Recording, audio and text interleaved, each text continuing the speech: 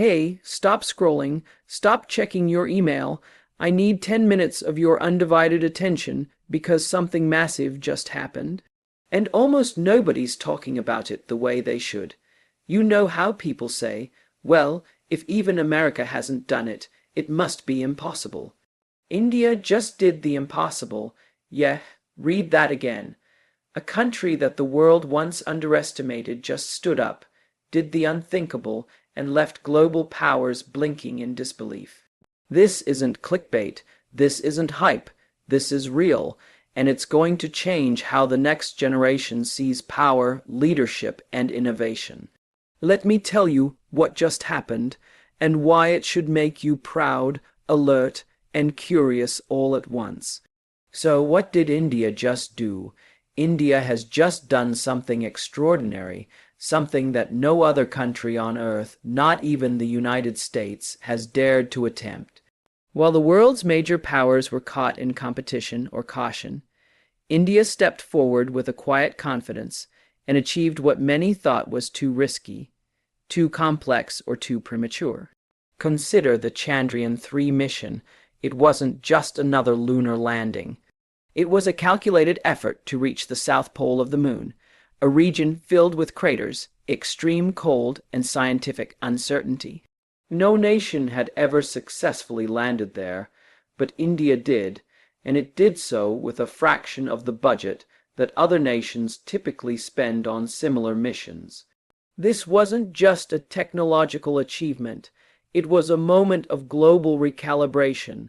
Scientists and space agencies across continents had to take a step back and ask, how did India just do that? And if that wasn't enough, India also became the first country to fully operationalize a digital public infrastructure at scale with systems like Aadhaar, UPI, and DigiLocker connecting over 1 billion people to services like banking, identity verification, and healthcare access almost instantly. No other nation has managed this combination of security, speed, and scale. These platforms aren't just digital tools. They are enablers of empowerment for the common citizen. While countries across the world were debating the ethics or struggling with regulation, India acted boldly, systematically, inclusively. What makes this moment so unique is that India didn't wait for global validation or Western approval. It set its own timeline, it picked its own goals, and when the moment arrived, it didn't just meet the challenge, it redefined what was possible. So why didn't America or any of the other global giants make this move first? The answer is layered, but it boils down to one key factor: risk. For all their resources, technical expertise, and infrastructure, most nations approach innovation with caution, especially when the stakes are high and the margins for error are thin. Landing on the moon's south pole isn't just about rockets and computers. It's about navigating uncharted terrain, managing thermal extremes, and operating on the edge of technological certainty. Most space programs, even those with far greater funding, have avoided that area of the moon precisely because it's so difficult and unpredictable.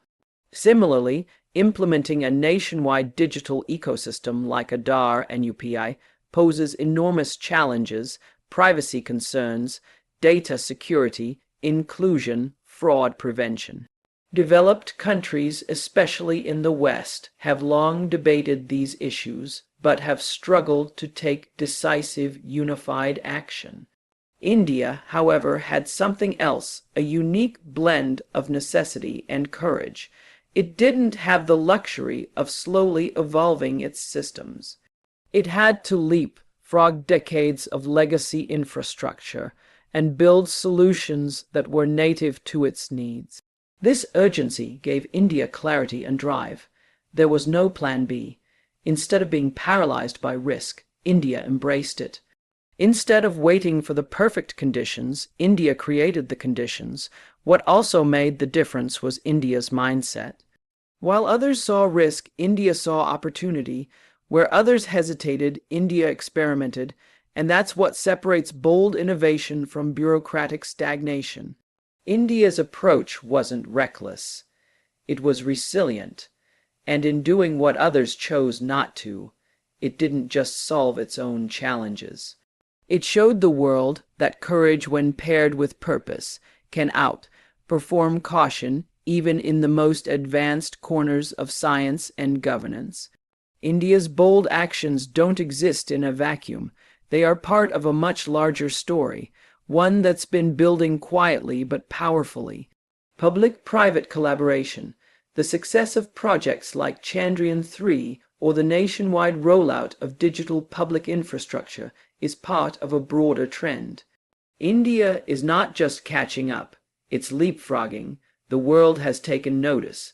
Foreign investments are pouring in. International institutions are recognizing India as a model for scalable development. Global companies are setting up innovation hubs in Indian cities. Even geopolitical conversations are shifting with India, playing a more central role in forums like the G20, BRICS, and Quad. What's happening now is a ripple effect. When one bold move works, it builds confidence for citizens, for leaders, and for future projects. More importantly, it changes the global narrative. India is no longer just a potential market or a talented outsourcing hub. It's becoming a driver of global systems. Whether in fintech, health tech, clean energy, or space science, these achievements are signals to the world that India's trajectory is upward, that its innovations are scalable, and that its leadership is not symbolic, it's strategic, the momentum is real.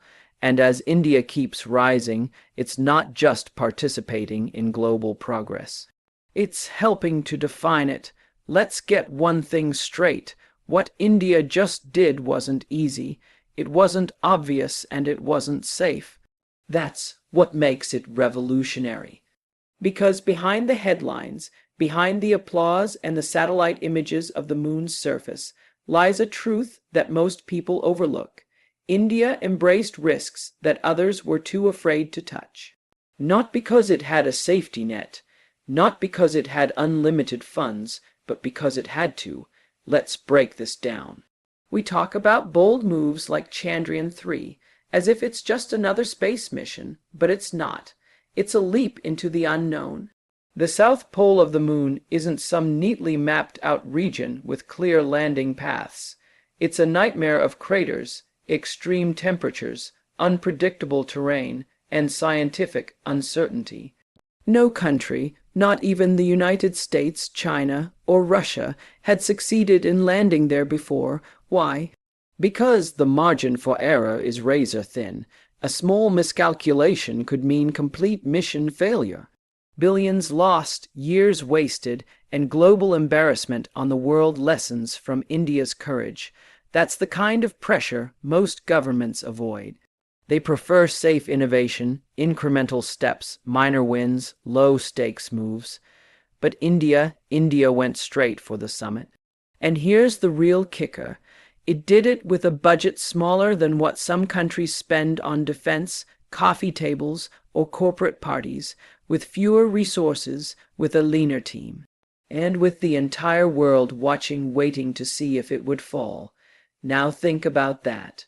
Think about what kind of mind said it takes not just scientifically but culturally to say, yes, we'll do, even if we fail, we'll do it anyway, because the truth is India had already failed before Chandrayaan-2 didn't make it crash landed just kilometers away from the finish line.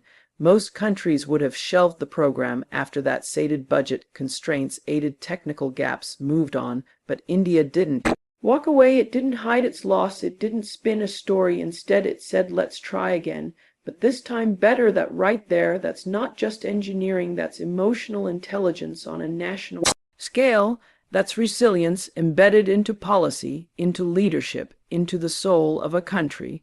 Because in India's case, faith failure wasn't final. It was feedback. And that's one of the most powerful cultural shifts the world needs to understand. Now, let's talk about digital infrastructure. You've heard the buzzwords Aadhaar, UPI, DigiLocker, But do you realize what it means to create a seamless digital identity and financial system for over 1 billion people? It's not just about apps and servers. It's about trust. How do you get 1 billion people to trust a new system, to believe that their data is secure, to switch from paper to cloud, from cash to code? You do it with courage and intention, but it doesn't come without risk, privacy issues, security threats, fraud concerns, exclusion of the digitally illiterate. These aren't minor footnotes. These are massive structural risks, the kind that can implode entire political careers or create national chaos. Western countries debated these issues for decades. Think tanks wrote about them.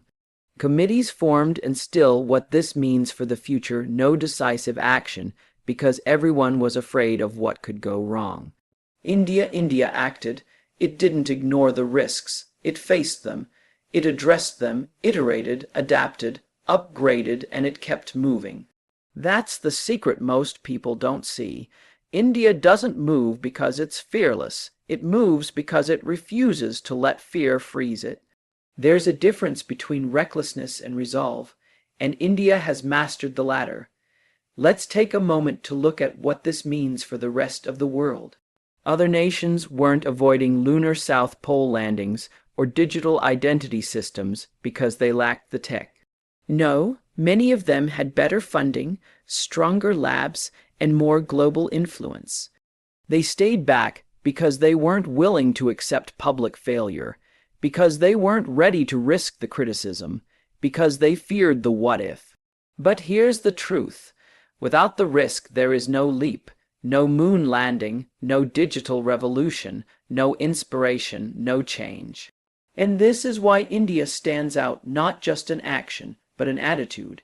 It saw risk not as something to fear, but as a threshold to cross. It built systems that could break and rebuilt them better. It landed where no one had landed and accepted the danger of missing.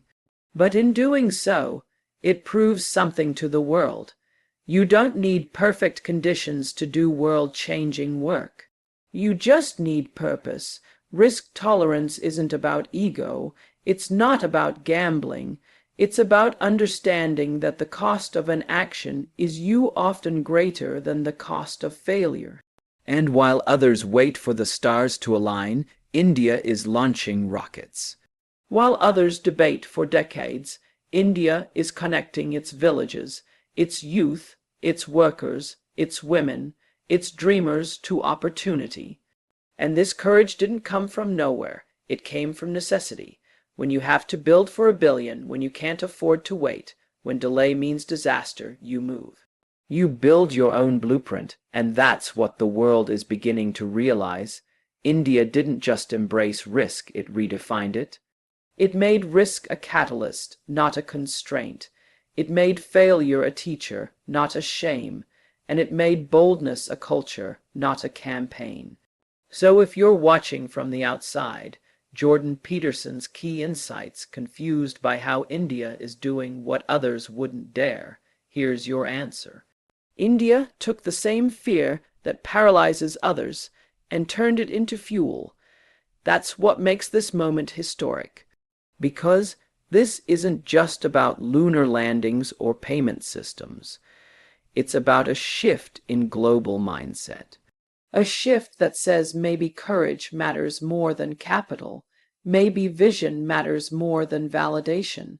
Maybe the future belongs to those who build despite the risk, not those who wait for permission. So the next time you hear someone say that's too risky, ask them too risky for who? Because what's risky for the comfortable might be necessary for the hungry. And history will always remember the ones who moved forward even when the ground was uncertain. The reaction from the United States and other global powers has been a mix of surprise, admiration, and quiet recalibration. When India landed Chandrayaan-3 on the moon's south pole, the global scientific community had to stop and take notice. Not just because of the technical achievement, but because of who did it, how it was done, and what it symbolized. With a mission budget lower than the cost of some Hollywood blockbusters, India accomplished what no space agency in the world had achieved before. It wasn't just a win for Indian space science.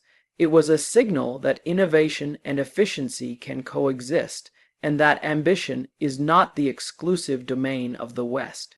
For countries like the United States, which have traditionally led in space, tech, and infrastructure, India's success raised important questions. How did they achieve this so quickly? How are they scaling digital systems for over 1 billion people when even developed nations face bottlenecks in inclusion and access? The answers lie in India's frugal innovation model, doing more with less, moving fast, and staying focused on accessibility and scale. This challenges the traditional belief. It's a cultural shift, a moment of reckoning for the world, in daring to go where no one else did, in solving for scale while others hesitated. India has shown that real leadership is not about final motivational words, waiting for the perfect moment. It's about creating it. This is no longer the India that quietly followed. This is the India that leads boldly, acts decisively, and innovates with heart. And in doing so, it's not just changing its own destiny. It's inviting the world to imagine a future built on courage, not caution. So the next time someone tells you that something's too ambitious, too risky, or not how it's done, remind them of this moment. Remind them that even the biggest players were once shocked by the boldest moves, and remind them that India, once underestimated, is now writing the playbook for the future. If this speech moved you even a little, if it made you feel inspired, proud, or just curious, then do something with that feeling. Share it with a friend, with your team, with someone who needs to hear that bold moves still matter. Comment what you think India should do next. And yeah, if you want more conversations like this, subscribe or follow. But only if you're the kind of person who believes the future is built by those who dare, because we're just getting started, and so is India.